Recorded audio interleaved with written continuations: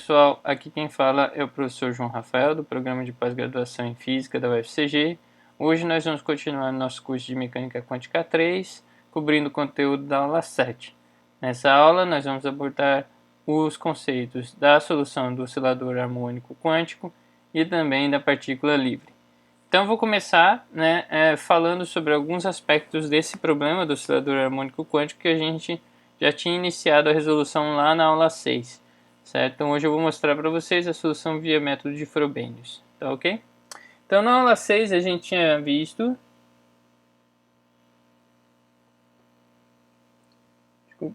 na aula 6 nós vimos que o potencial relacionado ao oscilador harmônico era um potencial desse tipo aqui, né? A gente tinha um V que era um meio de m ômega 2x2 e a gente tinha uma equação de Schrödinger do tipo menos h cortado ao quadrado sobre 2m d2 psi dx2 mais esse potencial, né? Ou seja, mais meio de m ômega 2 x2 psi, tudo isso era igual a energia vezes psi. Tá legal? E a gente queria resolver essa equação aí e na aula passada eu mostrei para vocês como a gente pode fazer para encontrar a solução, né, através dos operadores a mais e a menos, ou a e a dagger, né, que são os operadores levantamento e abaixamento, certo? Hoje eu vou mostrar como a gente pode obter essa solução via método de Frobenius, né? Então a gente hoje vai usar o método de Frobenius para resolver essa equação aqui, tá certo? Então esse é um tipo de metodologia mais de força bruta, né, para a solução de uma equação diferencial, tanto que ela pode ser aplicada a diferentes equações diferenciais, não só no contexto de mecânica quântica, né, você pode aplicar isso em vários outros contextos também, tá? Então, para trabalhar com Frobenius nessa equação, ou em qualquer outra equação, é bem recomendado que você tente limpar, né, esses parâmetros que aparecem na equação. Por exemplo, aqui no caso a gente tem um H cortado, né? A gente tem também a massa, né? E a gente tem aqui essa frequência de oscilação ômega. Então todos esses são parâmetros esses que estão aparecendo na equação. Então a ideia é a gente tentar ficar com uma equação mais limpa possível para a aplicação do método, que isso facilita as contas, tá ok? Então, para fazer isso, eu vou fazer aqui uma mudança de variáveis, né? Opa, desculpa. Então, eu vou fazer aqui uma mudança de variáveis, ou de variável, né? Então, eu vou trocar minha variável x por uma nova variável que eu vou chamar de xi. Essa variável vai ser igual a raiz de m ômega sobre a cortado x, tá certo? Então, quer dizer, se eu escolho essa relação aqui para minha nova variável, né, faço essa dilatação aí na minha variável anterior, então basicamente o que eu vou obter é o seguinte, né, se eu pegar a derivada primeira, né, e criar a regra da cadeia, né, então dxi vai ser dx dxi ddx. Ou seja, isso daqui vai dar pra gente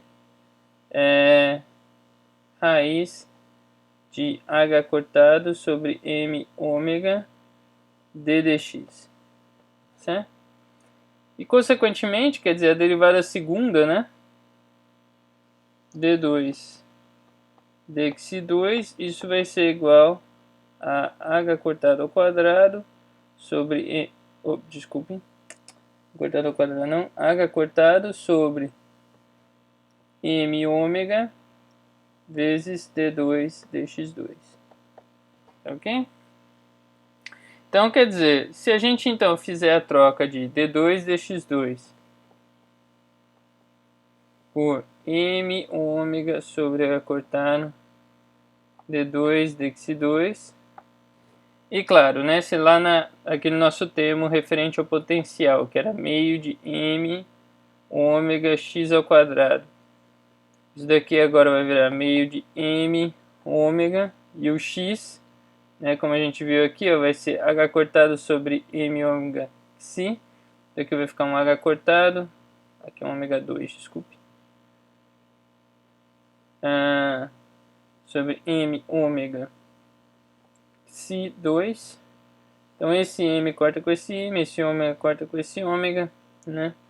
Então a gente vai ficar com meio de ômega vezes H cortado Psi2, certo?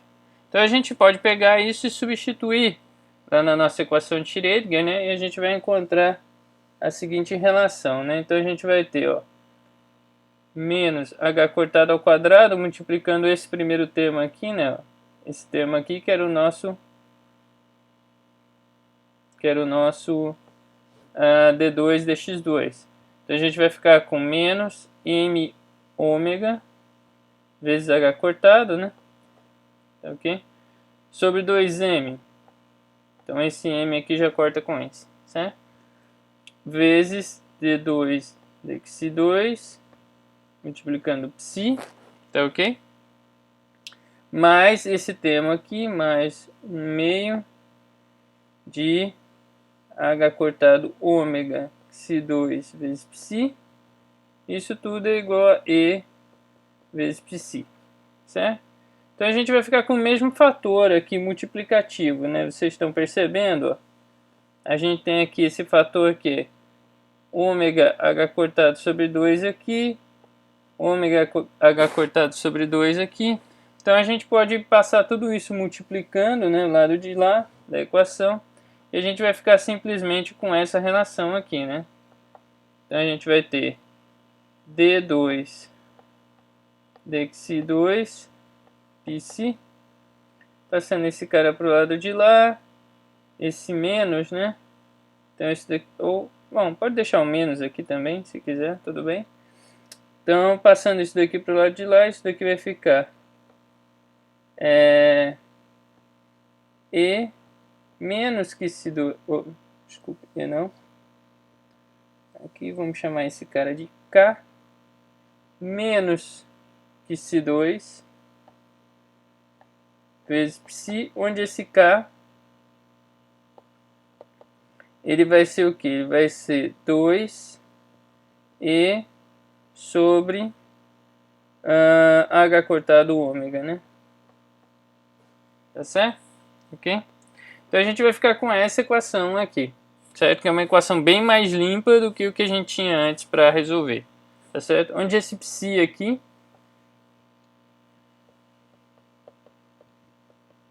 ele vai ser um...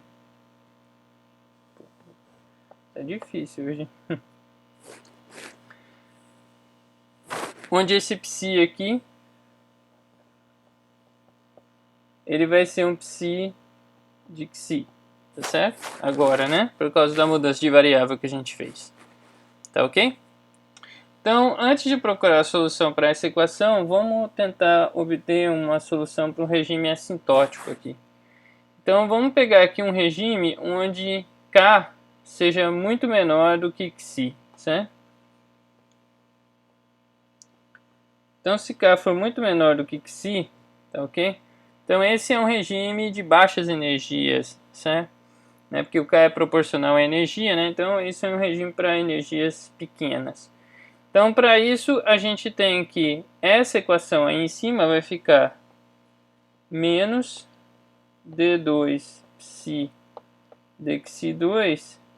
Isso daqui vai ser aproximadamente proporcional a xi2 vezes psi, certo? Menos xi2 vezes psi. Então, esse menos aqui vai embora.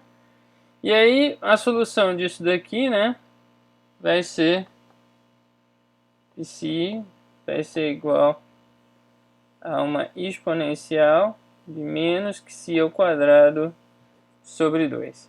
Tá ok? Então, esse vai ser o regime que eu vou ter para energias baixas. Tá certo? Então, quer dizer, eu não sei qual é a solução que satisfaz a minha equação como um todo. Mas eu sei que nesse regime ela deve se comportar assim, né? Na verdade, aqui a gente também poderia ter tido uma solução do tipo exponencial de mais que si ao quadrado, né, sobre 2. Só que essa solução a gente teria que eliminar, porque quando o xi fica muito grande, essa solução explode, né, ela vai para mais infinito. Enquanto essa solução aqui, né, se xi, veja que se xi tende para mais ou menos infinito nesse caso aí, essa solução vai tendendo para zero, né? Então a gente vai ter um comportamento mais ou menos assim para a função de onda, né? Nas regiões extremas, né? Ou seja, aqui seria para xi tendendo para menos infinito, aqui seria para xi tendendo para mais infinito, né? Tá ok? Então a gente tem uma função de onda que decai, né, como um decaimento gaussiano, né, para valores grandes de xi. Então isso é bacana porque a gente consegue ter uma função de onda integrável, certo? E aqui no meio é justamente o que a gente não sabe, né? É justamente o que a gente quer descobrir aí para o comportamento da função de onda xi. Então nesse caso a gente vai ter que investigar regiões onde xi ao quadrado ou xi é comparável à energia, certo? E aí nesse ponto, justamente nessas regiões, que a gente vai precisar do método de Frobenius para resolver a equação diferencial. Tá ok? Muito bem. Então, como eu estava dizendo, quer dizer, seja lá como for a forma da função de onda, ela vai ter que ter esse decaimento aqui nas regiões extremas, né, dos valores de xi, certo? Então, a gente pode fazer um chute aqui, né? Então, partindo, né, desses resultados, né,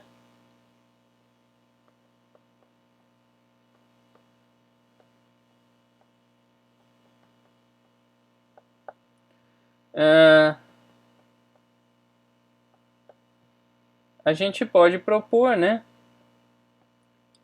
o seguinte ansatz, né, ou chute.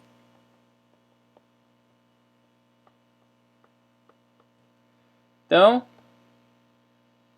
um bom chute vai ser o quê? Vai ser dizer que seu psi vai ser uma função aqui que eu vou chamar de h de xi, vezes esse exponencial de menos que xi ao quadrado sobre 2. Tá ok? Onde essa função h de xi vai ser justamente que eu quero conhecer para essa região aqui, né?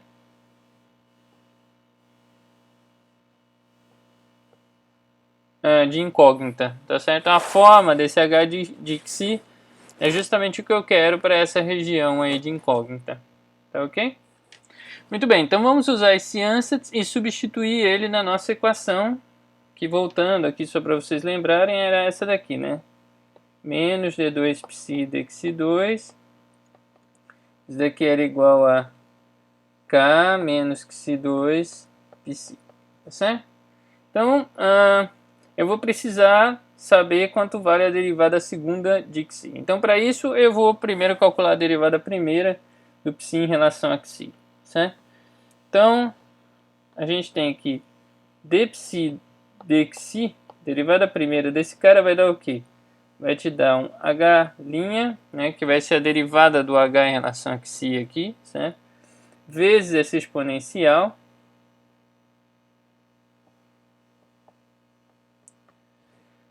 E aí depois eu vou ter mais a derivada da exponencial, né? Então aqui vai ficar menos que si vezes h vezes essa exponencial novamente, certo?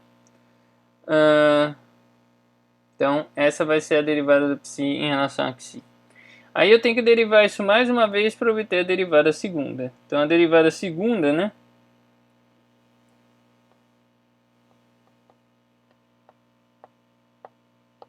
Essa derivada segunda vai ser o que? Vai ser a derivada desse primeiro termo, vai dar h duas linhas. Todos eles vão multiplicar a exponencial, então eu vou deixar a exponencial aqui já para multiplicar no final, tá certo? Aí a gente vai ter, ó, derivada da exponencial vezes h', e vai ter um termo aqui onde a derivada também vai bater no h', né? Vai ser um termo semelhante a esse. Então a gente vai ficar aqui com menos duas vezes que si vezes h', tá ok? Aí Depois a gente tem aqui a derivada do xi. Então a gente vai ter aqui um termo menos h. E a gente vai ter a derivada da exponencial, né, caindo aqui. Então aqui a gente vai ter mais um termo que vai ser mais xi ao quadrado vezes h. Certo? Tudo isso daqui multiplicando a exponencial de menos que xi ao quadrado sobre 2. Ok? Então, essa daqui vai ser a nossa derivada segunda. Tá legal? Então, quer dizer, parece que eu compliquei as coisas ao invés de simplificar, né? Mas, na verdade, a gente vai ver que esse método vai ajudar a gente a conseguir resolver a equação diferencial. Tá bom? Muito bem, então o que eu vou fazer agora é substituir isso na nossa equação diferencial, né? Nossa equação que está aqui, certo? Ok? Então eu vou substituir isso na nossa equação diferencial e vamos ver o que a gente vai encontrar. Bom, então, substituindo lá, a gente vai ter menos h duas linhas mais 2 xi h'. Aí aqui a gente pode colocar esses termos em evidência, né? Vai ficar um... que vai ser um menos xi2 menos xi2, né? Menos 1, certo? Isso, menos que xi2 menos 1 vezes h, tá? Tudo isso vai estar multiplicando a exponencial, né? Ó, tudo isso daqui vai estar multiplicando a exponencial de menos xi ao quadrado sobre 2. Isso tudo aí vai ser igual a quê? Vai ser igual a k mais ou a menos... Não, desculpa. Vai ser k menos que xi2, certo? Vezes xi. Xi que é h vezes a exponencial de menos xi2 sobre 2. Ok? Então a gente vai ter isso daqui. Tá? Essa exponencial está dos dois lados aqui, então ela vai embora. Certo? A gente tem aqui também dois termos, são esse menos que xi ao quadrado vezes h e menos que xi ao quadrado vezes h desse outro lado aqui. Então esse termo aqui, ó, corta com esse.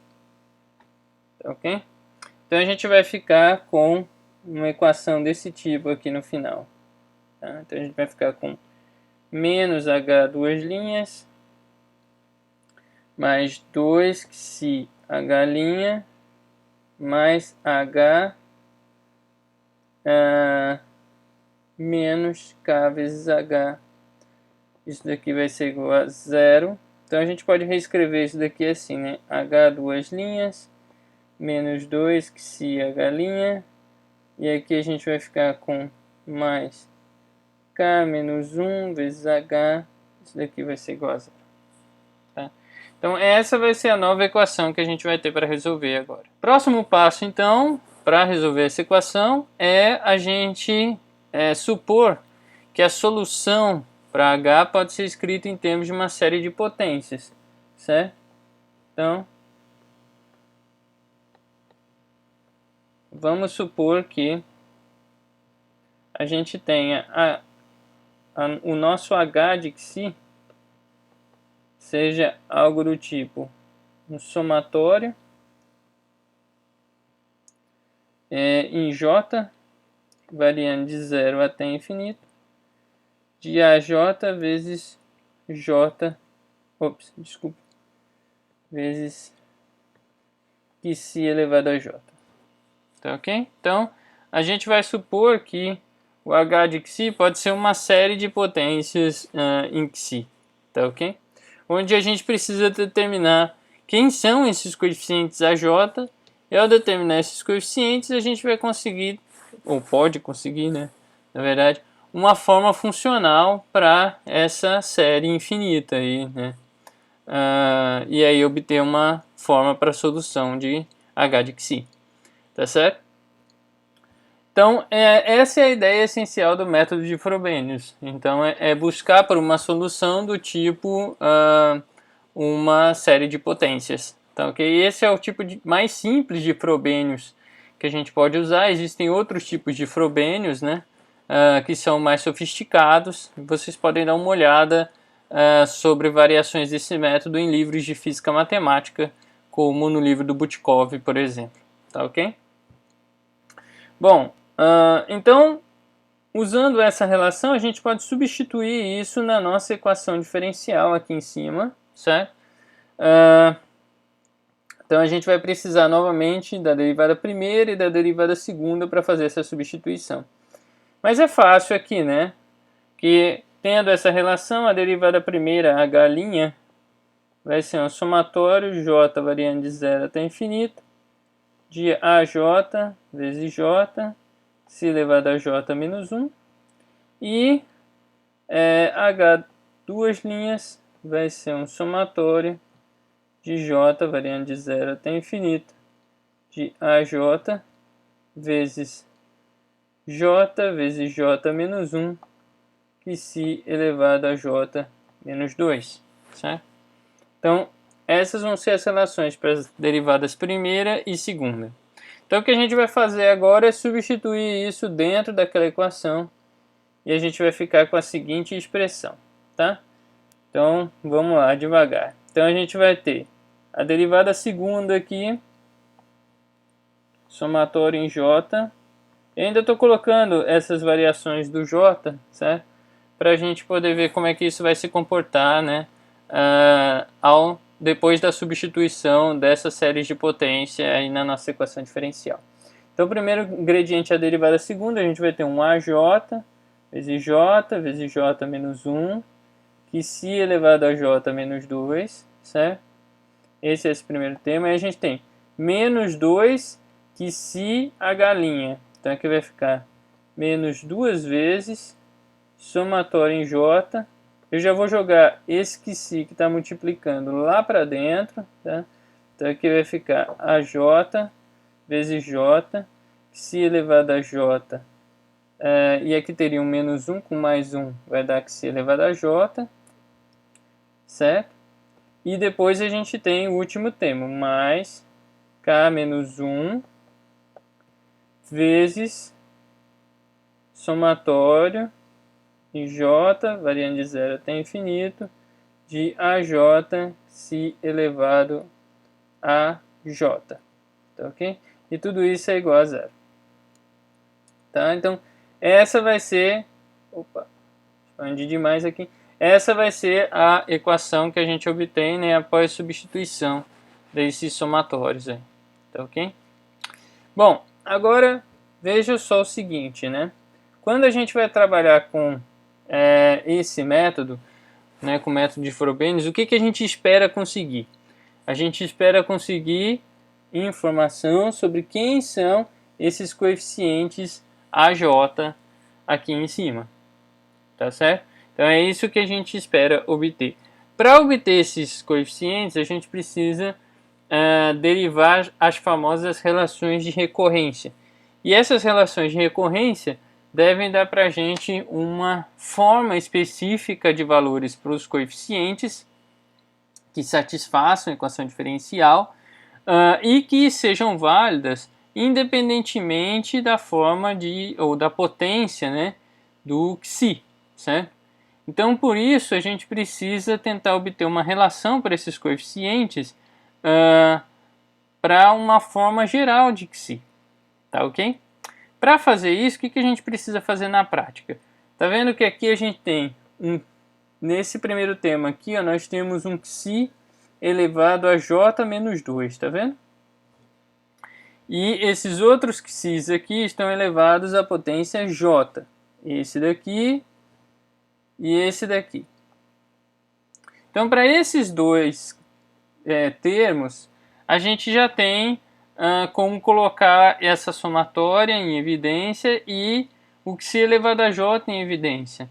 Então a relação para esses coeficientes já está sendo válida independentemente da potência de Xi.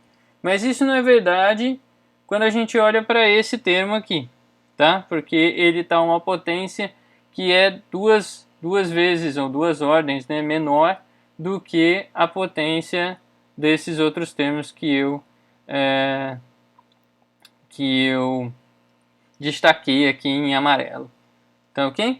Então, para a gente igualar essas potências, o que a gente vai fazer é o seguinte: vamos redefinir esse J aqui da primeira soma. Então, o que eu vou fazer aqui é pegar esse J só na primeira soma aqui, tá ok? Eu vou trocar esse J por um J tio mais 2, tá certo? Então, ao fazer isso, eu vou poder reescrever essa soma aqui com uma soma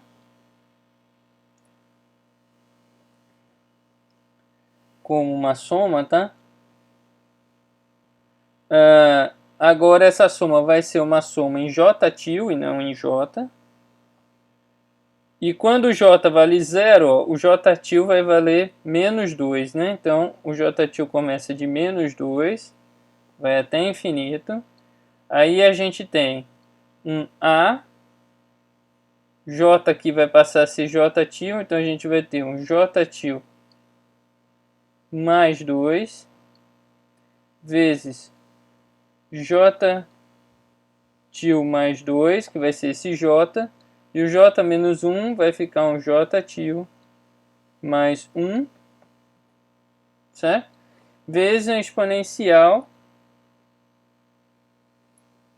ou Xi, né? Desculpa, exponencial não, vezes um Xi elevado a J tio mais 2 menos 2, ou seja, vai ficar simplesmente um J tio. Tá ok? Então eu troquei aquela soma que eu tinha aqui antes, certo? Ó, eu troquei essa soma aqui por essa soma em azul por essa soma em vermelho agora. Tá certo? Então o que eu faço aqui agora? Agora eu vou pegar esse J tio e vou voltar a chamar ele de J. Então para isso basta eu apagar esses tios que estão aqui. Tá certo? Eu vou apagar todos esses tios. E eu voltei a ter agora uma soma em J.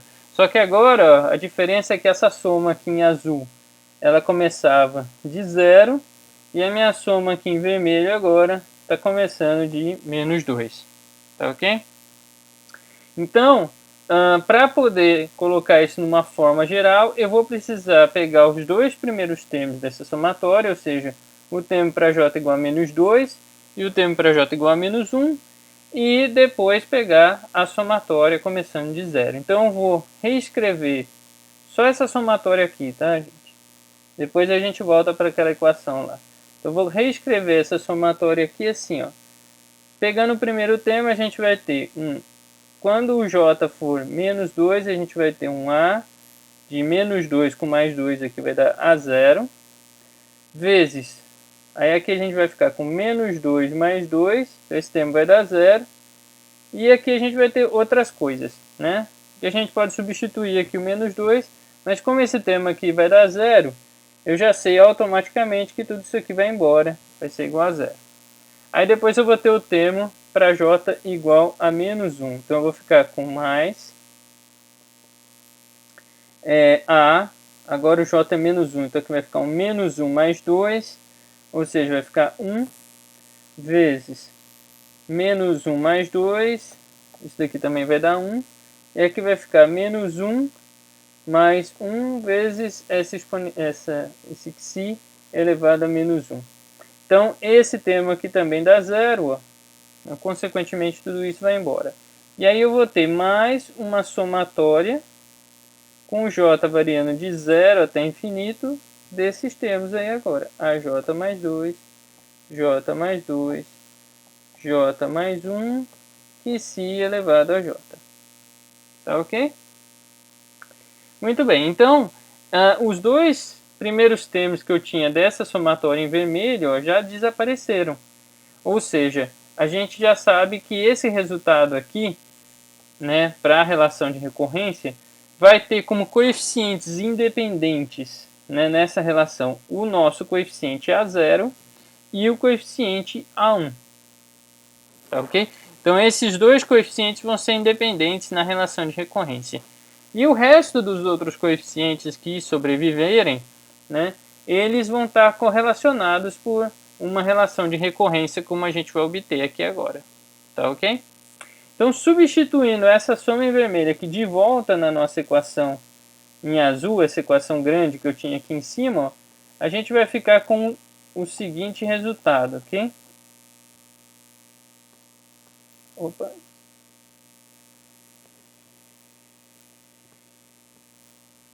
Então a gente vai ficar com o seguinte resultado.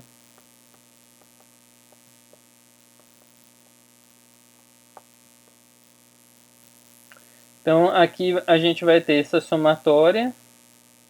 Eu já vou colocar as somatórias todas em evidência, tá bom? Então a gente vai ficar aqui com essa soma em J, variando de 0 a infinito. Aqui a gente vai ter a J mais 2 vezes J mais 2 vezes J mais 1. O que se elevado a J também vai ser comum para todo mundo. Então já vou colocar em evidência ele também, ele vai aparecer só no final, tá? Esse que se elevado a J aqui. Aí a gente vai ter os outros termos, ó, menos 2 AJ vezes J. Então aqui vai ficar menos 2 AJ vezes J. E o último termo que vai ser mais AJ vezes K menos 1. Então aqui a gente vai ficar com mais AJ vezes K menos 1. Tudo isso daqui multiplicando quem? O que se elevado a J. E tudo isso deve ser igual a zero. Então, essa equação em preto que está aqui, ó, é a minha equação diferencial, certo, gente? Então, se eu conseguir satisfazer essa equação através de uma relação entre esses meus coeficientes que estão aqui, entre esses colchetes aqui, né? Esse tipo de vínculo vai fazer com que eu automaticamente encontre as soluções da minha equação diferencial.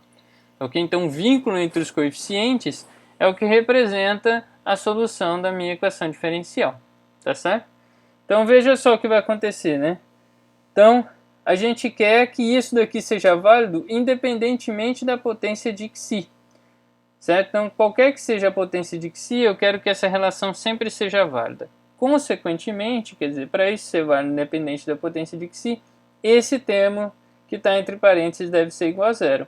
Então, a gente vai encontrar uma relação entre os coeficientes, que vai ser a seguinte.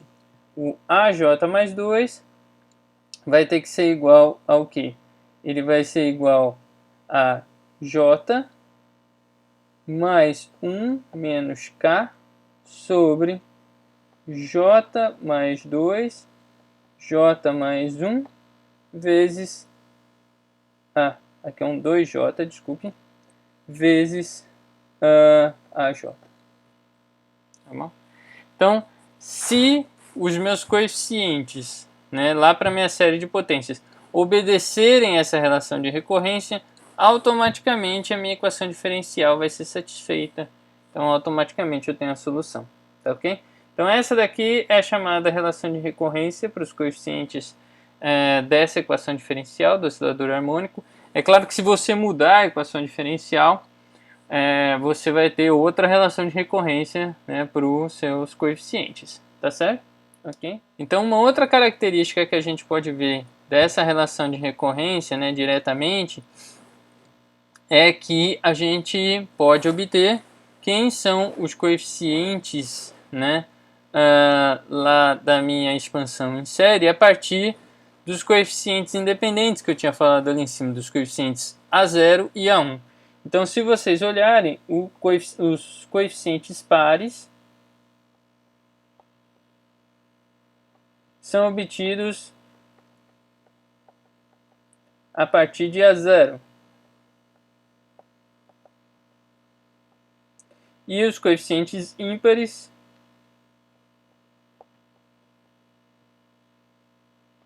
vão ser obtidos a partir de A1. Tá ok? Então, se a gente substituir o A1 aqui, por exemplo, a gente substituir o J por 1, a gente vai obter o A3, vai ser o nosso primeiro coeficiente, vai ser obtido em termos de A1. Se a gente colocar o j igual a zero, por exemplo, a gente vai obter o nosso primeiro coeficiente par, que vai ser o A2, e vai ser obtido a partir do A0. Certo? Então a gente pode obter uma série par e uma série ímpar de coeficientes. E isso vai corresponder à nossa série de potências lá também. Certo? Então na prática, o que a gente pode dizer? Né? Que a partir dessa relação de recorrência, a gente vai ter um H de Xi, que vai ser um H par de Xi, mais um H ímpar de Xi. Tá ok? Que a gente pode obter a partir dessa relação de recorrência. Tá bom? Muito bem. Só que a gente tem que ter cuidado, né, quando a gente vai buscar por soluções de uma equação, né, na física usando o método de Frobenius, porque a gente tem que lembrar que existem alguns vínculos que as soluções físicas precisam obedecer, certo? Então, um vínculo essencial é a questão da integrabilidade. Então, para que a gente possa garantir a integrabilidade da nossa solução, no caso da função de onda psi, né, é necessário que a gente analise, né, o comportamento dos nossos coeficientes da relação de recorrência e veja o que vai acontecer se a gente considerar uma extrapolação, né, de um número muito grande de coeficientes nessa série de potências, o que isso vai representar para a função de onda, se isso vai ou não deixar a função de onda integrável, né, depois que eu substituir essa série de infinitos termos lá na minha solução. Tá ok? Então, para isso é importante a gente fazer o que é chamado de análise ou teste de convergência, né?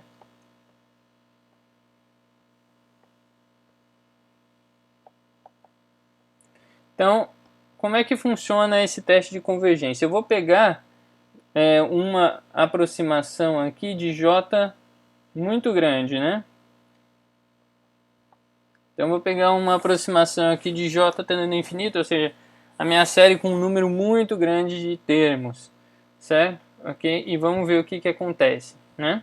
Então, quer dizer, se a gente considerar J muito grande, se a gente voltar lá na nossa relação de recorrência, essa relação que está em vermelho aqui, o que a gente vai ter, né? Então, a gente vai ter um AJ mais 2. Esse cara aqui vai ser aproximadamente o quê? Então, aqui em cima a gente vai ficar com 2J, né? E aqui embaixo a gente vai ficar com J ao quadrado vezes AJ, né? Ou seja, isso daqui vai ser aproximadamente igual a 2 sobre J AJ, né?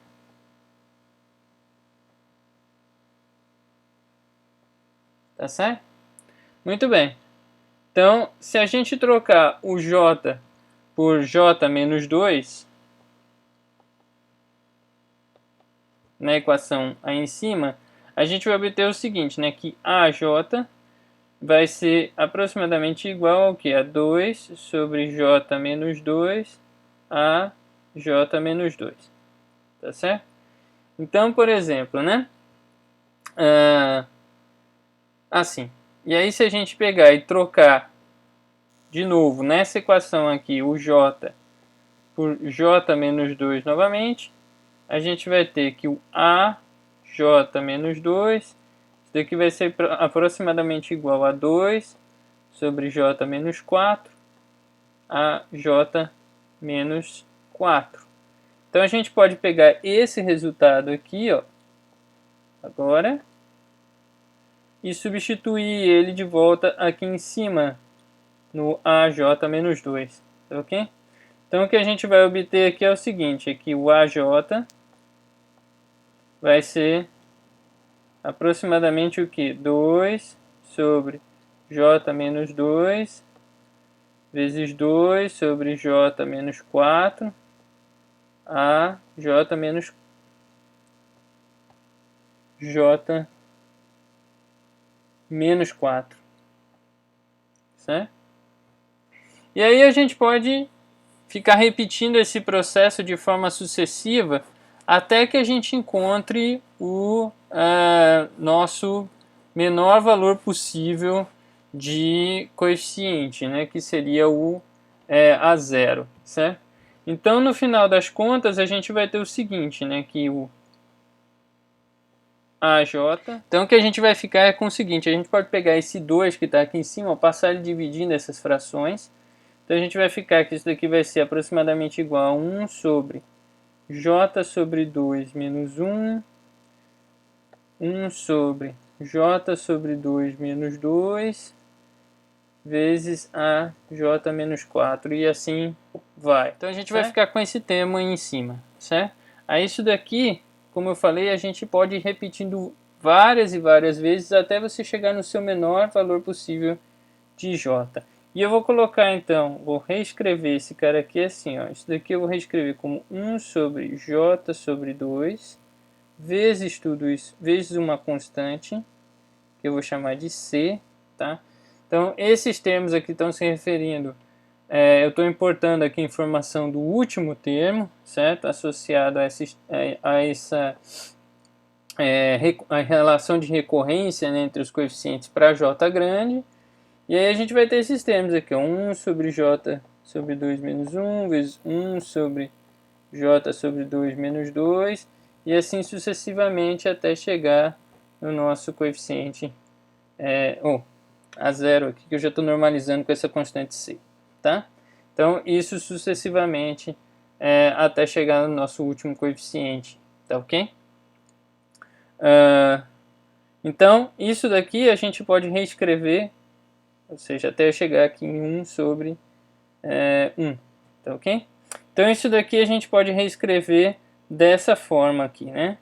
Isso aqui vai ser C sobre J sobre 2 fatorial, tá ok?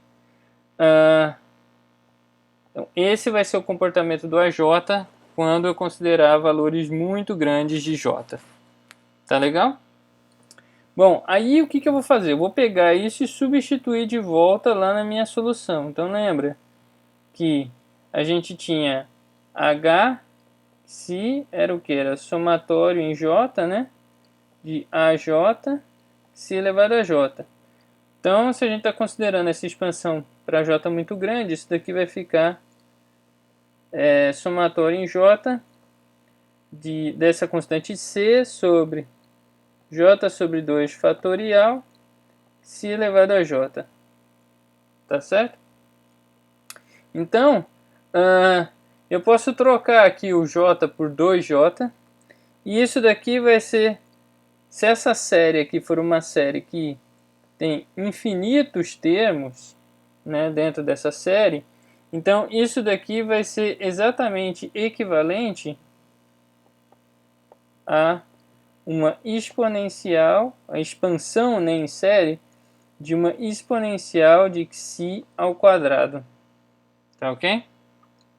Certo? É só eu trocar o j por 2j e a gente vai ficar com essa exponencial de xi ao quadrado. Hein? Tá? Isso se essa série for uma série com um número infinito de termos. Tá ok? Muito bem. Agora veja só. A nossa função de onda psi de xi, ela era uma função do tipo h de xi vezes uma exponencial de menos xi ao quadrado sobre 2. Então, se a gente substituir essa forma do h aqui na função de onda, a gente vai encontrar que h de psi, isso daqui vai ser igual a exponencial de mais xi ao quadrado sobre 2. Portanto, quando a gente tomar valores grandes de xi, né? Ou seja, se a gente pegar o xi tendendo a mais ou menos infinito, essa função de onda aqui vai explodir, certo? Então, isso daqui vai fazer com que a nossa função de onda psi seja não integrável, né? Então, aqui a gente tem psi tendendo para infinito, então isso daqui é não integrável. Portanto, se a gente quiser manter psi com uma estrutura integrável, a gente precisa fazer com que essa série aqui, que está aqui em cima, com que ela não vá mais para infinito, certo? Então, basta que essa série tenha um número finito de termos e a gente pode manter psi integrável. Então, é isso que a gente vai fazer agora. A gente precisa truncar essa série, ou seja, escolher um valor máximo de termos para essa série, de forma a manter o psi ainda integrável, tá? Então, para mantemos, né, a integrabilidade,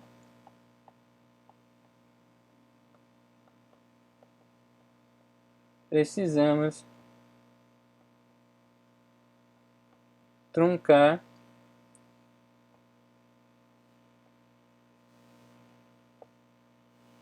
essa série, né?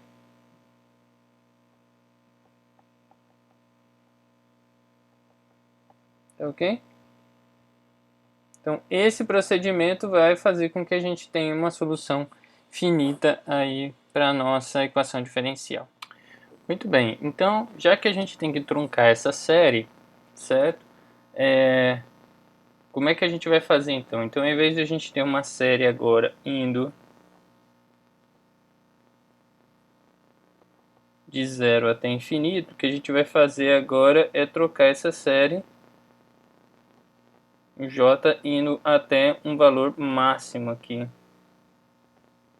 né, de termos, tá certo? Que seja finito.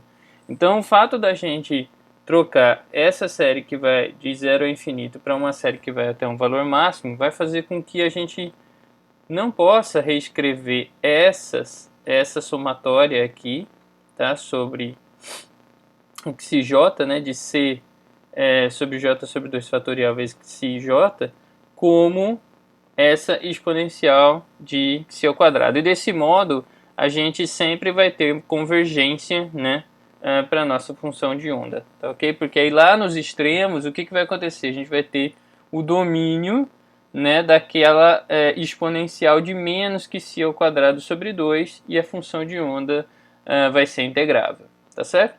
Muito bem, então esse valor máximo aqui é o que a gente vai chamar de um n, certo? Ok? Então a gente vai chamar esse cara de um n, que é o número máximo de possibilidades aí para o nosso j, tá bom? Então o que vai acontecer quando a gente pegar esse número máximo? Bom, se a gente voltar lá na nossa relação de recorrência, ó, que estava aqui atrás, né? Essa equação aqui, certo? Se a gente voltar na nossa relação de recorrência, o que vai acontecer é que quando o j for igual a esse n, a gente não vai mais conseguir criar novos coeficientes a partir da relação de recorrência, né? Porque a gente vai ter atingido o número máximo de termos permitidos na série. Então o que eu vou fazer é pegar essa relação de recorrência e dizer que a se j então for igual a n, a gente vai ter que o a n mais 2 vai ser igual a zero, certo? Consequentemente, né, se a gente voltar lá na nossa relação de recorrência, a gente vai ter que 2n menos... desculpe, deixa eu voltar lá só para visualizar aqui. Mais 1, né? 2n mais 1. Então, mais 1 menos k. Isso daqui vai ter que ser igual a zero, né? Para que a relação de recorrência zere quando o j for igual a n, que é o número máximo de termos, tá certo? Então, lembra quem era o nosso k? Né? O k, ele era 2e sobre h cortado ômega, certo?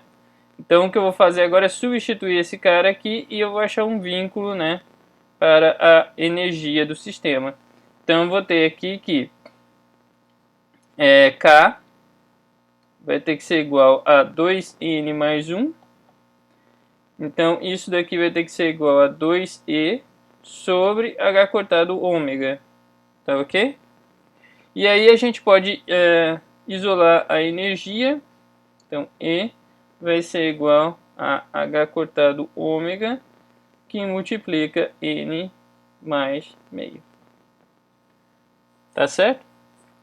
que é o mesmo resultado para a energia que a gente encontrou anteriormente lá no caso da abordagem via operadores A mais e A menos, ou A e A dagger, tá ok? Então essa energia aqui a gente pode chamar de uma energia N, né? Porque ela vai estar vinculada com esse número N aí. Tá legal? Certo? Então, o que a gente pode tirar de informação a partir desse procedimento? Que o fato da gente precisar de uma solução integrável, aqui nesse caso, faz com que a gente tenha que truncar essa relação de recorrência para os coeficientes, né, da nossa expansão do método de Frobenius, e isso gera para a gente os níveis de energia quantizados. Então esse procedimento, né, no contexto dessa aplicação, gera para a gente os níveis de energia quantizados. Tá certo? Então essa é uma maneira, digamos assim, mais algébrica, né, mais, é uma maneira mais matemática, digamos, de determinar, né, a quantização dos níveis de energia. Tá bom? Muito bem. Agora o que a gente vai fazer é retornar lá para a nossa relação de recorrência. Então veja, a nossa relação de recorrência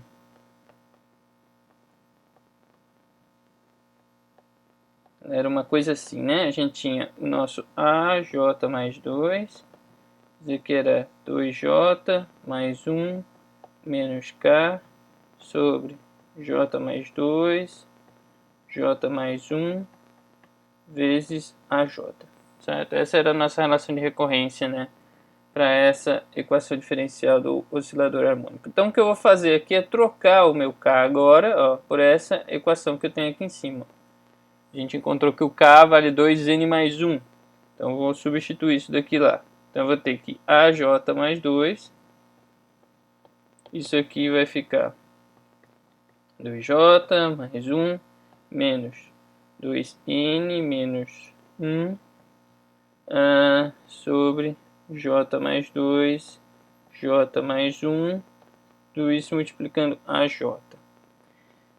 Esses 1 e 1 aqui podem cortar, certo? Então a gente vai ficar com uma relação desse tipo aqui, AJ mais 2, esse cara vai ser 2 que multiplica J menos N sobre J mais 2, J mais 2, J mais 1, AJ. Tá legal? Então, veja só, quando o J for igual ao número máximo aqui, né? A gente automaticamente vai zerar os coeficientes J mais 2 usando a relação dessa maneira. Tá legal? Então vamos supor, por exemplo, que o N seja igual a 0. Né? Se o N for igual a 0, certo? Aqui eu coloquei um N pequeno, né?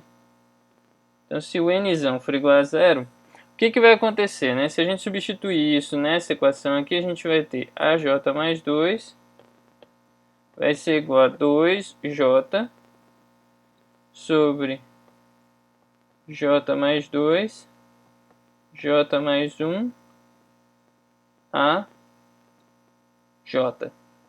Não é isso? Tá? Então veja só.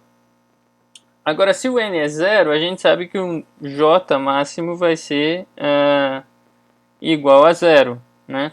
Consequentemente, quer dizer, o A2 vai ser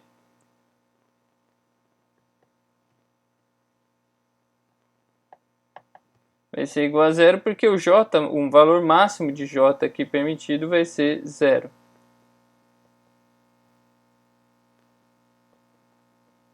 Ok? Certo?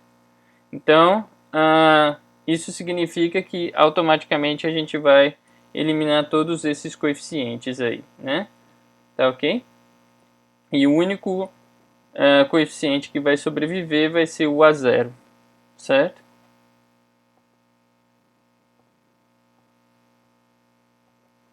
Então, ou seja, a gente tem que a nossa função de onda psi de xi, ela vai ser igual a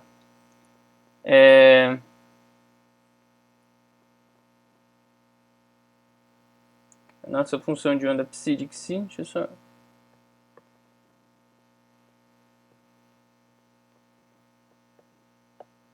ela vai ser igual a A0 vezes aquela exponencial, né, de menos que si ao quadrado sobre 2. Tá ok? Então, essa vai ser a forma que a gente vai encontrar para a nossa função de onda aí. Tá? Bom, isso se a gente considerar n igual a 0, certo? Aí se n for igual a 1, por exemplo, né? Aí o que, que a gente vai ter, né? A gente tem que o valor máximo de j passa a ser 1 agora, né?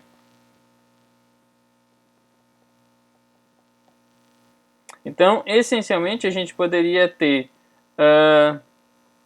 a seguinte relação aqui, né? A gente vai ficar com AJ mais 2, agora a gente vai ter 2 vezes J menos 1, AJ, sobre J mais 2, J mais 1. Então, veja só, né? O J máximo passa a ser 1. Então, por exemplo, se eu escolher o J igual a 1 aqui, eu posso ver que o A3 vai ser 0. Se o A3 for 0, todos os coeficientes ímpares superiores a ele, A5, A7, A9, etc., sempre vão ser iguais a 0, porque eles vão depender do A3, certo? Mas o A1 vai ser diferente de 0. Então daqui a gente tira que o A1 é diferente de 0. Tá? Só que olha só que interessante, né? Esse é o valor máximo de J. Então, tecnicamente, o J também pode ser 0, né? Porque a somatória começa em 0. Então, se o J for igual a 0, veja o que acontece aqui, né? A gente vai ter que A2 vai ser igual a menos 2 A0 sobre 2 vezes 1. Tá ok? Então, a gente vai encontrar que o A2 vai ser menos A0. Portanto, se o A0 for diferente de 0, o A2 é diferente de 0. E aí, daqui você pode ver que o A4 também vai ser diferente de 0, o A6 vai ser diferente de 0 e sucessivamente. Ou seja, todos os coeficientes pares vão ser diferentes de 0. Tá ok? Só que o que vai acontecer? Isso considerando que A0 é diferente de 0. Tá? Só que aí o que vai acontecer? Então a nossa solução, h de xi, vai ficar uma série ímpar que vai ser truncada em A1. Então você vai ter A1 vezes xi elevado a 1 aqui. E você vai ter aqui mais uma série par, onde você pode ter infinitos termos aqui, né? Tá ok? Onde você pode ter infinitos termos. Então essa série par aqui, ela pode voltar a te dar problemas de convergência, certo? Porque tecnicamente você pode fazer com que essa série aqui seja escrita em termos daquele exponencial novamente, e aí você pode ter uma exponencial, ou você pode ter uma função de onda que seja não integrável por causa da presença desses termos pares aqui.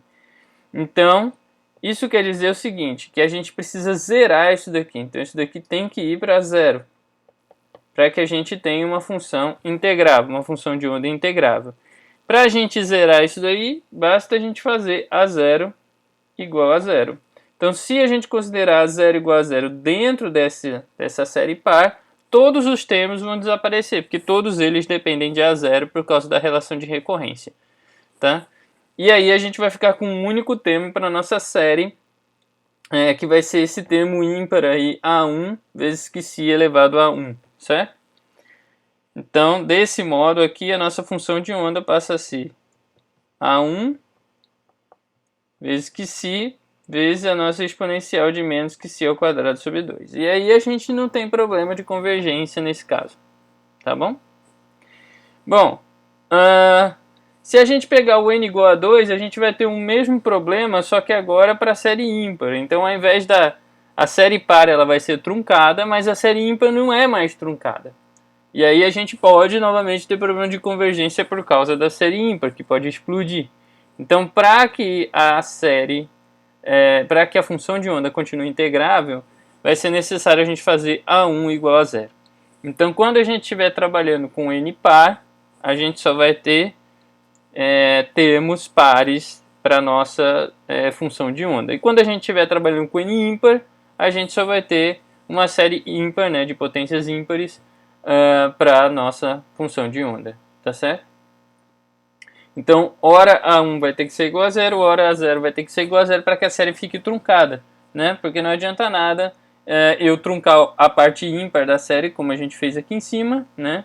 Truncando essa parte aqui, mas aí a parte par continuar crescendo indefinidamente. Então não adianta nada a gente parar a série na parte ímpar, mas a parte par continua crescendo e vice-versa, tá certo? Muito bem, então a partir desses resultados a gente pode ir escrevendo pouco a pouco uma relação geral para a função de onda, né? Como a gente viu aqui, a gente pode escrever essa forma para a função de onda no caso de uma solução ímpar.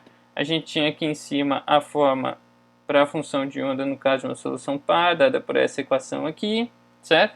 E aí a gente pode pegar n igual a 2 e vai ter mais termos aqui para a série par, n igual a 3, n igual a 4 e assim sucessivamente.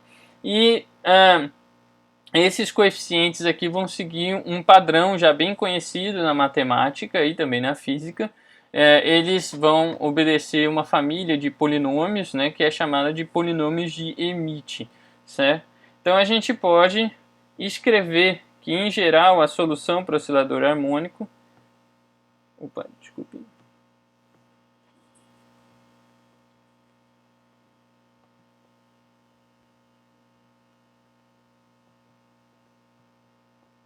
Então, a solução do oscilador harmônico pode ser escrita da seguinte maneira, né? A partir dessa família de polinômios aí, que são os polinômios de Hermite. A gente vai ter uma constante aqui de normalização, certo? Que eu vou colocar depois de quanto equivale. E isso daqui vai multiplicar Hn de Xi vezes a exponencial de menos que Xi ao quadrado sobre 2, onde esses Hns aqui são os polinômios de Hermite.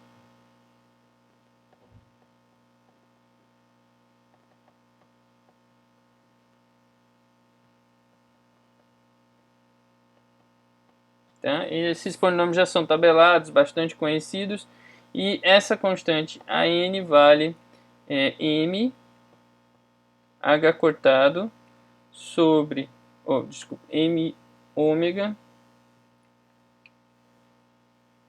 sobre πh cortado elevado a 1/4 vezes 1 sobre 2n vezes n fatorial, tudo isso elevado a 1/2.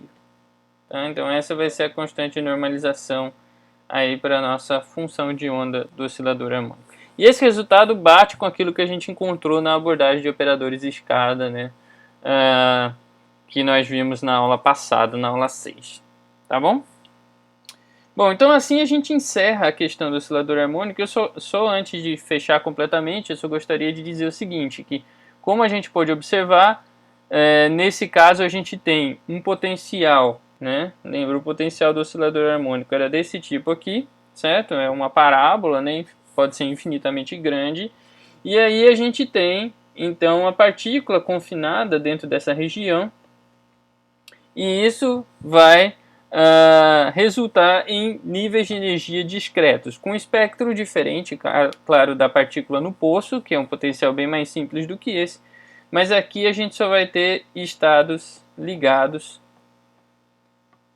porque por mais alta que possa ser a energia da partícula, você sempre pode ter um potencial mais alto, né, do que ela, e então a partícula vai ter um certo aprisionamento dentro dessa região do potencial, tá ok? Então a gente só vai ter estados ligados, nós não vamos poder ter estados onde a partícula está livre, ou seja, é o que a gente chama de estados de espalhamento, tá? Então por isso que o espectro disso daqui no sistema quântico vai te dar simplesmente níveis de energia discretos, como a gente viu anteriormente, tá bom? Então essa é uma característica importante que a gente tem que lembrar relacionada aí com o potencial, né, as características físicas do potencial que a gente está estudando. Tá legal? Bom, então agora vamos falar sobre a questão da partícula livre, né? Em geral, quer dizer, quando a gente quando a gente vai estudar um sistema clássico, em geral a gente sempre começa pela partícula livre, porque é o tipo mais simples, né, de configuração que a gente pode ter no sistema clássico, certo? Mas na mecânica quântica, como a gente vai ver, a partícula livre tem suas peculiaridades, né? Por isso que a gente deixa para falar dela depois de já ver algumas ferramentas, né? E alguns outros tipos de potenciais aqui, onde a gente pode esmiuçar os efeitos quânticos, certo? Muito bem, mas a partícula livre quântica essencialmente tem a mesma característica fundamental da partícula livre clássica. Então você tem uma partícula aqui livre para se mover. Aqui a gente vai considerar uma única dimensão espacial, certo? A partícula está livre para se mover ao longo dessa dimensão espacial x aí. Você não tem nenhum tipo de potencial. Então V vai ser sempre igual a zero nesse caso, certo? E aí a equação de Schrödinger correspondente vai ser menos h cortado ao quadrado sobre 2m d2 psi dx2, isso daqui vai ser igual a e psi, tá, ok? E aí a gente pode ver que a solução dessa equação, né, de psi de x aqui, isso vai ser um a vezes a exponencial de ikx mais b vezes a exponencial de menos ikx, tá? Vou escrever cada uma dessas partes de uma cor aqui.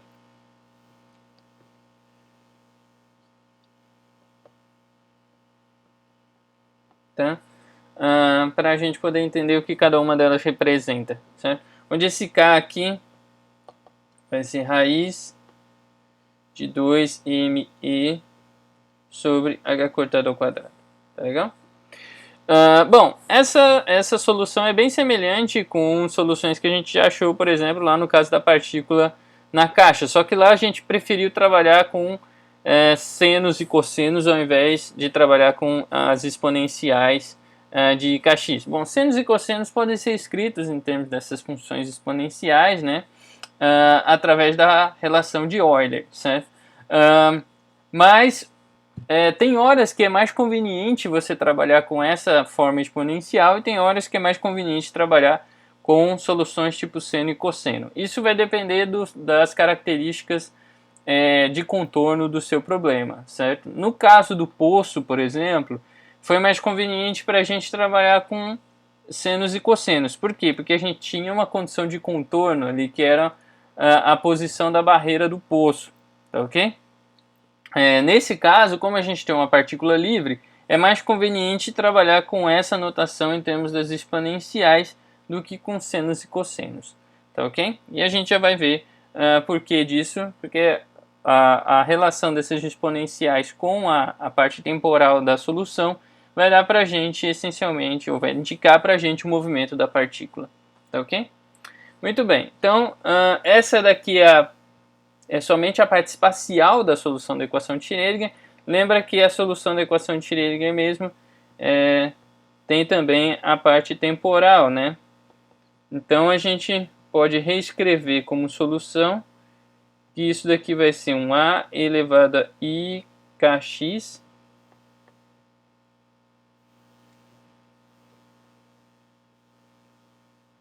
menos i e t sobre h cortado, né? Essa daqui é a solução da parte temporal que a gente já tinha visto antes.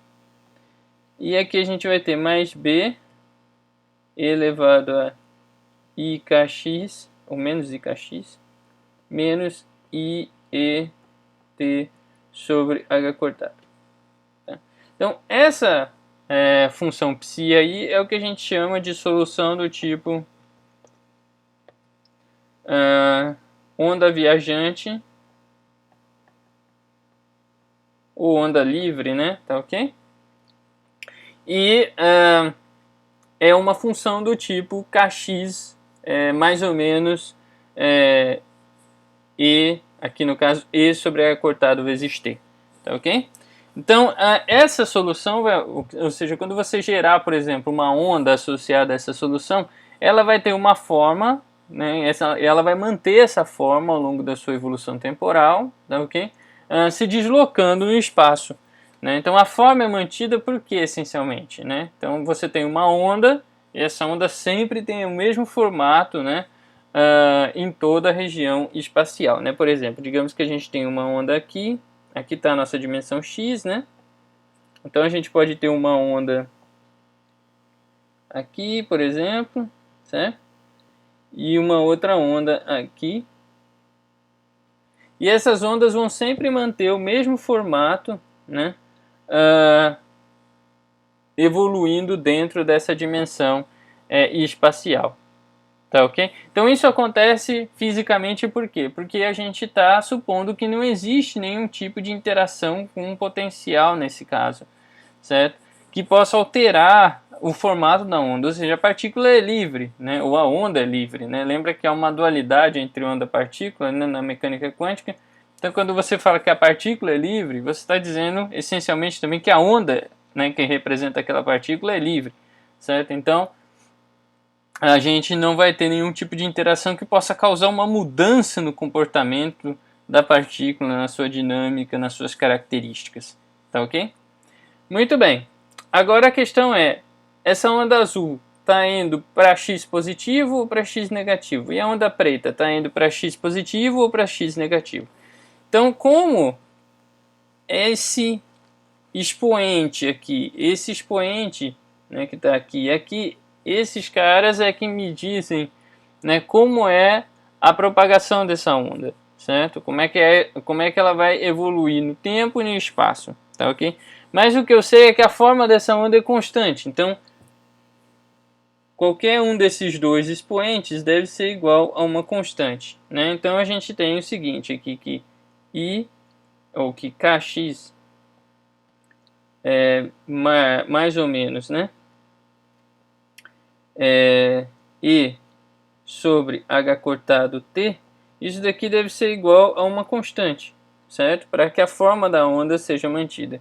Então a gente pode derivar isso daqui em relação ao tempo e a gente vai ter que k dx dt mais ou menos e sobre h cortado dt dt, isso daqui vai ser igual a zero, certo? Dx dt, isso daqui vai ser a velocidade, né? Então a gente tem que a velocidade vai ser igual a menos mais, dt dt vai dar 1, então a velocidade vai ser menos mais e sobre k vezes h cortado, tá ok? Ou seja, então se a gente tiver falando de aqui o sinal positivo, ó, era referente à situação em azul aqui, né? Esse expoente em azul, porque se a gente colocar esse menos que está aqui em evidência, certo? A gente vai ter um sinal positivo, né? O mesmo sinal para o termo em K e para o termo E sobre H cortado vezes T. Tá? Então, esse cara aqui, só para deixar mais claro, ó, esse sinal positivo aqui se refere à onda azul e o sinal negativo se refere à onda preta. Então, vamos traçando aqui para onde é que vai esse sinal positivo. Ó. Então, o que a gente vai ver é que esse sinal positivo vai ficar negativo aqui, o sinal em azul, e o sinal em preto vai ficar positivo aqui. Tá certo? Então a gente tem o seguinte, ó, que essa onda aqui com expoente azul, ela corresponde a uma onda que viaja com velocidade negativa em relação ao eixo de coordenadas. Então isso significa que a onda está se propagando na direção negativa do eixo x, ou seja, se o eixo x é positivo da esquerda para a direita, essa onda está se propagando da direita para a esquerda. E no caso da onda preta, ela vai estar se propagando com velocidade positiva, então isso significa que ela está se propagando na direção positiva definida para o eixo x, ou seja, ela está se propagando da esquerda para a direita. Tá certo? Ok? Então, basicamente, cada uma dessas exponenciais mostra um possível sentido de propagação para a onda e revela que a onda vai manter o seu formato, né, também ao longo de toda a sua evolução temporal. Tá ok? Muito bem. Beleza, então a princípio a partícula livre está completamente resolvida aqui, né? Só que a questão é que a partícula livre apresenta alguns problemas relevantes, né? E eu vou comentar sobre esses problemas agora, certo? Então, a gente pode representar essa função de onda, né? Vamos pegar aqui só a parte em x, certo? Para simplificar. Então a gente tem a elevado a i kx mais ou menos desculpe. Vou colocar assim, tá? Vou colocar que isso vai ser um cn com um c vezes e elevado a mais ou menos i kx. Certo? Então isso pode representar tanto a onda que vai para a esquerda quanto a onda que vai para a direita, tá bom? E aí se a gente tentar normalizar essa função de onda, ou seja, se a gente fizer uma integral em dx, aqui a partícula pode viajar de mais infinito a menos infinito, do módulo de psi de x ao quadrado, né? O que a gente vai encontrar é que isso daqui vai ficar c ao quadrado, o módulo de c ao quadrado, vamos supor que c é real, certo? Vezes a integral de menos infinito a mais infinito, e o módulo ao quadrado dessas exponenciais aqui vai dar 1. Então isso aqui vai ficar uma integral em dx, certo? Tá ok? E isso daqui vai divergir, né? Isso daqui vai dar infinito. Tá ok? Então, isso quer dizer que essa função de onda aqui é não normalizável, né?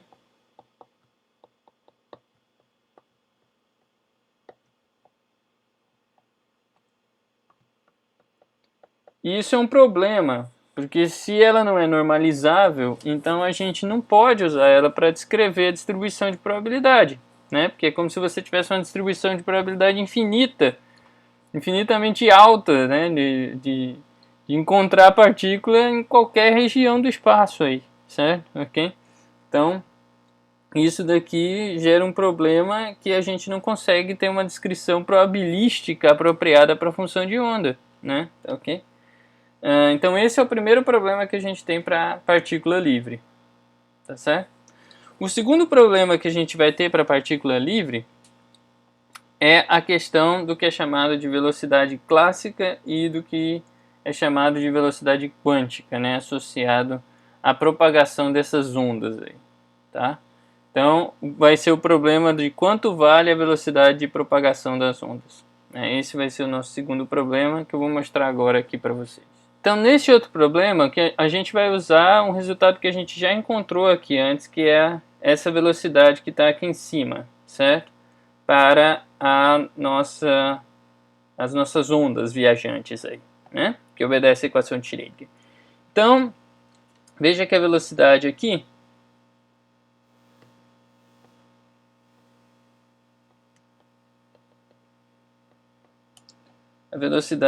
no caso vai ser mais ou menos, né, o menos mais,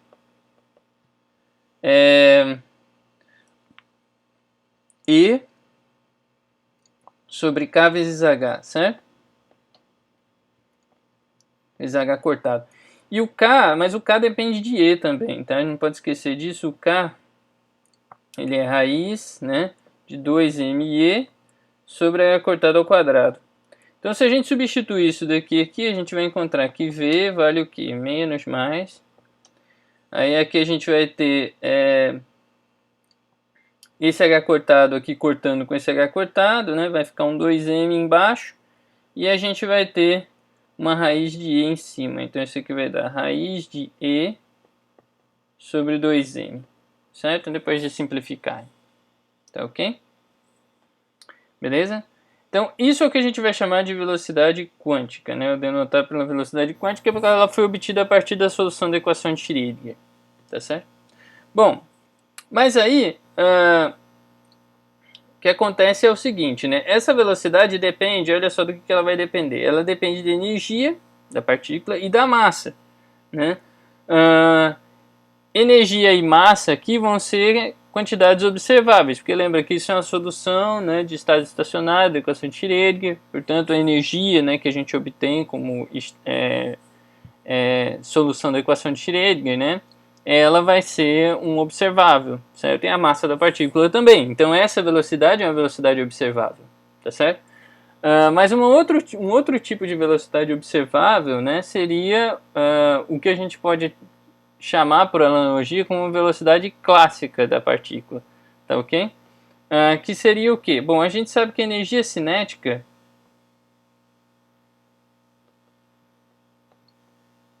de uma partícula como essa, né, por exemplo, ela vai ser o quê? Ela vai ser 1/2 de m vezes a velocidade da partícula ao quadrado, né, tá certo?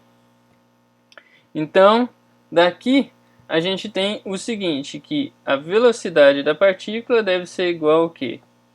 A duas vezes a energia cinética, né, sobre a massa da partícula, raiz quadrada disso daqui. Aqui pode ter um mais ou menos, um menos mais, né? Vamos colocar menos mais para ficar como ficar semelhante ao que a gente encontrou aqui em cima, certo? Com relação aos sinais. Então veja, se a partícula não tem potencial associado a ela, né, na sua descrição, então a única energia da partícula vai ser a energia cinética. Então a energia cinética vai ser igual à própria energia da partícula E. Portanto, a gente pode ver aqui diretamente que V vai ser igual a, a menos mais raiz de 2 vezes E sobre M. Então, se a gente comparar esse V em azul aqui com o V em vermelho, que a gente chamou de velocidade quântica, a gente vai ver o seguinte, que esse V aqui vai ser igual a 2 vezes a velocidade quântica. Então, a velocidade que a gente obtém por dizer que a partícula, como ela está sujeita, né, ou ela não está sujeita a nenhum tipo de interação potencial, ela só tem energia cinética, e se a gente usar a relação para a energia cinética da mecânica clássica, a velocidade que a gente impõe para essa partícula é 2 vezes maior do que a velocidade que a gente encontrou, né, através da solução da equação de Schrödinger. Então esse é um outro problema de incompatibilidade das velocidades, tá ok? Então a velocidade que sai da relação para a energia cinética não é compatível com a velocidade que a gente obtém a partir da solução, né, da partícula livre via equação de Schrödinger. Então aí a questão é como resolver esses problemas, né? Então como é que a gente pode resolver esses problemas para a partícula livre, né?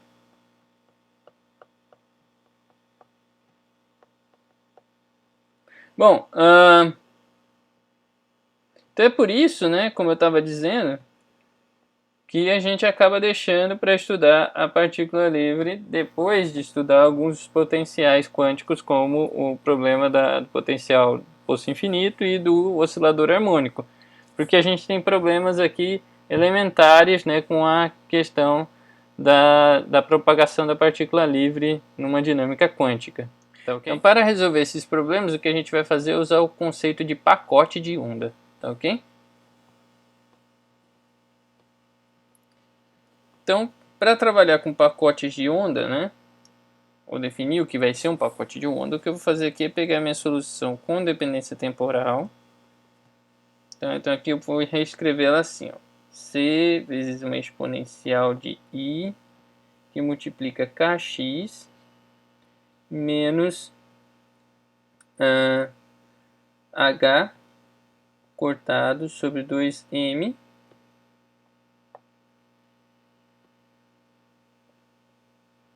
vezes K ao quadrado T, tá ok?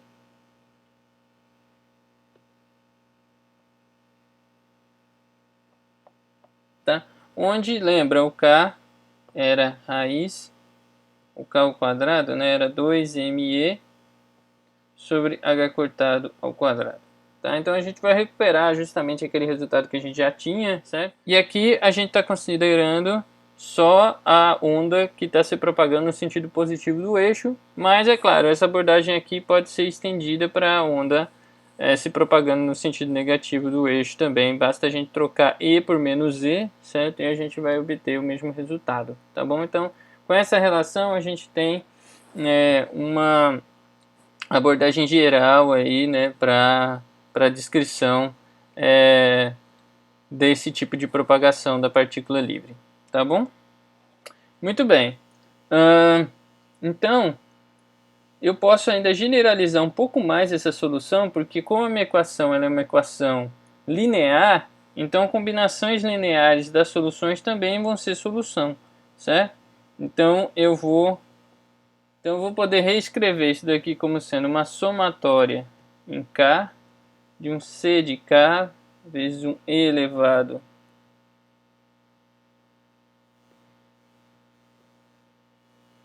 C de K, né? Vezes um E elevado a I kx menos h cortado ao quadrado sobre 2m k ao quadrado vezes t. Tá? Então eu posso reescrever ela assim, onde o k aqui pode ter qualquer valor. Tá legal?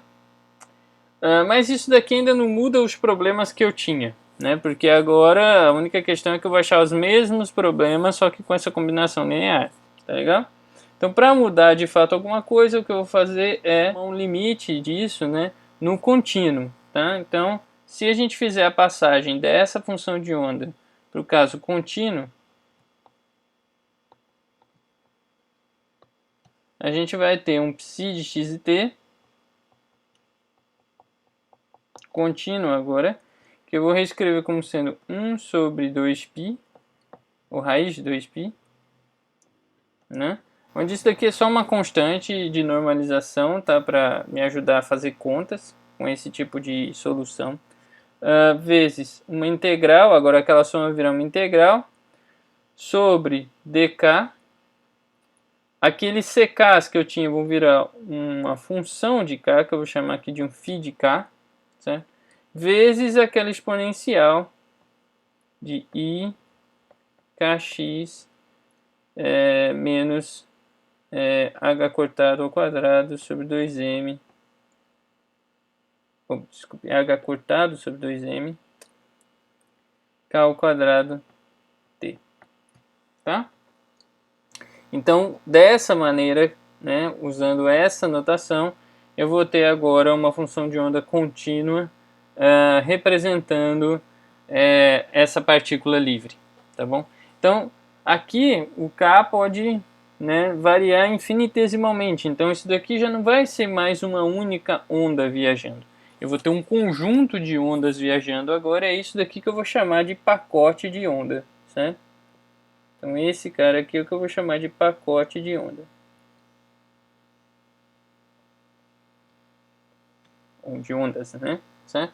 Então o que eu vou ter é o seguinte, eu vou ter que agora, né, se a gente fosse tentar representar isso como numa visualização gráfica, né, a gente teria algo desse tipo aqui, né? Um conjunto, né, de ondas viajando no espaço, onde aqui dentro eu posso ter várias combinações diferentes de oscilação, né, que me levam a esse conjunto final aí que eu estou observando, tá legal?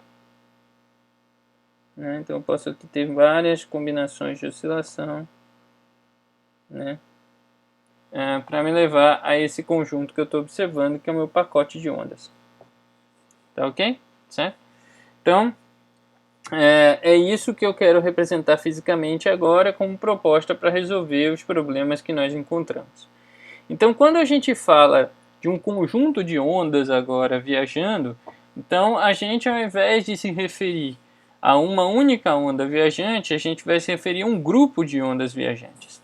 Então, quando a gente for calcular a velocidade disso, a gente vai calcular não a velocidade de uma única onda, mas a velocidade do grupo de ondas, certo? Então, se a gente tiver esse pacote aqui, ó, a gente pode reescrever ele ainda de uma forma mais conveniente, que é assim.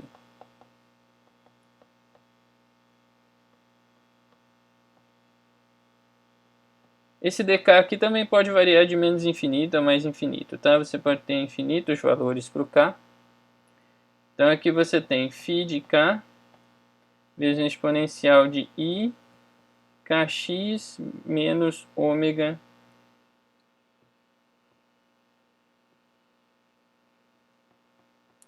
t, onde esse ômega é aquele nosso h cortado k ao quadrado sobre 2m. Certo? Então eu posso reescrever isso daqui assim, e aí eu vou definir como a velocidade de grupo do meu pacote de ondas, não só a razão, né, entre ômega e k, como a gente tinha visto antes, mas um d ômega dk. Tá? Então a gente vai ter que isso daqui vai dar d dk de h cortado k ao quadrado sobre 2m, ou seja, isso daqui vai dar para a gente h cortado sobre m vezes k. E quem era o nosso k? Lembra, o k era a raiz de 2me sobre h cortado ao quadrado, né? Então isso daqui vai ficar h cortado m raiz de 2me sobre h cortado ao quadrado. Então esse h cortado ao quadrado corta com esse h cortado aqui. E no final a gente vai ter então que isso aqui vai dar raiz de 2e sobre m. E isso vai ser justamente igual àquela velocidade v que a gente tinha calculado a partir da energia cinética, né? Então, se a gente definir a velocidade quântica como sendo igual à velocidade de grupo, isso daqui é compatível com a velocidade v que a gente tinha calculado a partir da energia cinética da partícula livre. Tá? Então a gente tem que entender a partícula livre não como uma onda, simplesmente, mas como um grupo de ondas viajando, ou seja, como um pacote formado por vários tipos de oscilações. Tá, ok? Então a partícula livre é bem mais complexa do que pode parecer, né, no caso da abordagem quântica. Bom, e a outra questão que a gente tinha lá do problema da normalização, né? Como é que a gente pode resolver o problema da normalização? Então, para resolver esse problema, a gente pode usar o fato que quando a gente tem essa descrição contínua, eu posso pegar ela aqui, uma forma mais simples, que seria sem dependência temporal.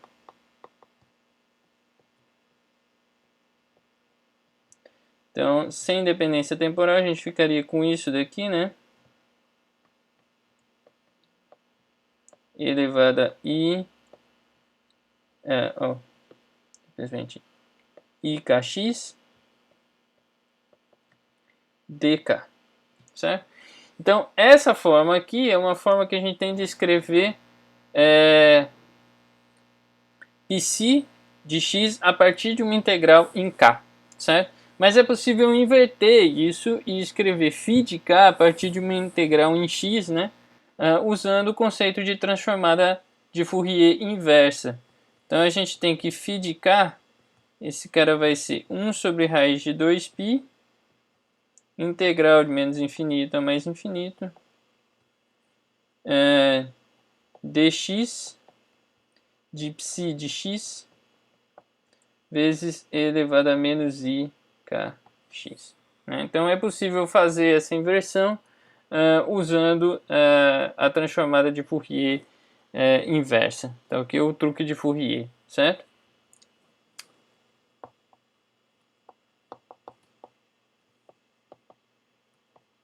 Então, se vocês precisarem revisar conceitos de transformada de Fourier, vocês podem ver isso no próprio livro do Griffiths, tem isso, tá ok? No capítulo 2 e também nos livros de física matemática que eu já falei aqui ao longo de outras aulas, no Afkin e no Butkov, tá? Vocês podem encontrar conceitos de transformada de Fourier. Tá bom? Para resolver essa questão, né, o que a gente vai fazer é o seguinte, ó, vamos pegar a integral que era o problema, que era a integral em dx do módulo de psi ao quadrado. Essa integral a gente pode reescrever como integral de menos infinito a mais infinito em dx de psi estrela e psi, certo? E aí a gente pode escrever o psi de x como sendo 1 sobre raiz de 2π vezes a integral em dk de φ de k elevado a i kx. E a gente pode escrever o psi estrela de x como sendo 1 sobre raiz de 2π vezes a integral em um dk' de φ de k' elevado a i k'x. Tá? Onde k e k' aqui não precisam ser necessariamente iguais, porque basicamente você está fazendo a integral sobre eles, então a única coisa que vai sobreviver dessa integral é uma função de x, né, de cada uma delas, então eles não precisam ser necessariamente iguais. Substituindo isso lá, a gente vai ter que a integral de menos infinito a mais infinito em dx do módulo de π ao quadrado, isso daqui vai ser igual a 1 sobre 2π integral em dk e em dk' de φ de k vezes φ de k' vezes a exponencial. Desculpa, aqui faltou um menos, né? Menos no i aqui porque é o complexo conjugado. De i k menos k' vezes x. Então a gente vai ficar com isso daqui e ainda está faltando aqui uma integral, né? Vou colocar aqui. Ainda está faltando aqui uma integral em dx, certo? Que veio desse termo aqui, tá bom? Então aqui a gente também tem uma integral em dx, tá? Bom, aí agora se a gente pegar essa integral em dx e esse termo aqui, 1 sobre 2π, isso daqui vai ser exatamente a definição da delta de k menos k'. Então isso daqui vai ser definido como 1 sobre 2π, a delta de Dirac, né? Integral em dx, variando de menos infinito a mais infinito, de e elevado a i k menos k' x. Então, substituindo essa delta de Dirac lá, a gente chega aqui a integral de menos infinito a mais infinito em dx de módulo de π ao quadrado. Isso daqui vai ser igual a integral de menos infinito a mais infinito também, que na verdade a gente tem duas, né? De dk, dk' vezes φ de k, φ de k' vezes a delta de k menos k'. Então, essencialmente, isso daqui vai dar para a gente uma integral de menos infinito a mais infinito. A integral da delta vai ser a própria função aqui em k igual a k', né? Então a gente vai eliminar uma dessas integrais. Então a gente vai sobrar aqui uma integral de dk de φ. Uma coisa que eu esqueci aqui é que no caso do estrela, esse φ de k' pode ser um φ estrela também, porque o φ não necessariamente precisa ser real, tá? Então aqui vai ter um complexo conjugado, aqui também. Então isso daqui basicamente vai dar para a gente uma integral em dk de φ estrela de k. φ estrela de k, φ de k. Ou seja, isso daqui vai ser igual a integral de menos infinito a mais infinito dk